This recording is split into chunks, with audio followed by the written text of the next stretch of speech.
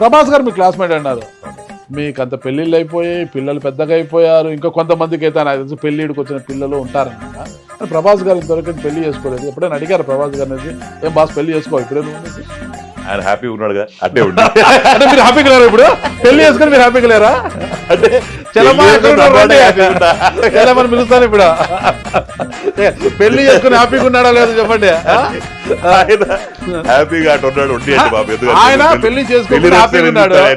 ఇప్పుడు పెళ్లి చేసుకుని మీరు ఏమైనా బాధపడుతున్నారా? అది కాదు, బాగున్న రెస్ట్రిక్షన్స్ బాగుంటాయి, చల్లమని పిలుస్తా అయితే నేను ఇప్పుడు. రెస్ట్రిక్షన్స్ ఉంటాయి, మంచి చెడ్డలు ఉంటాయి, అన్ని ఉంటాయి. ఎవరికన్నా మీ వైఫ్ దగ్గర మీరు తెలియదు ఏంది కొంత నాకు చెప్తాడు. మీరు కూడా పెళ్లి చేసుకున్నావు అనుకున్నావు కదా, మళ్ళీ పెళ్లి చేసుకున్నావు కదా అంటే ఆయన ఇప్పుడు హ్యాపీగా లైఫ్ ఈజ్ హ్యాపీ, సోలో బతికే సో బెటర్ అన్నట్టు హ్యాపీగా పోతాడు. ఆయన హ్యాపీగా ఉండి బతుకు దూరం అయింది అనుకో, ఏదో ఉంది లోపల.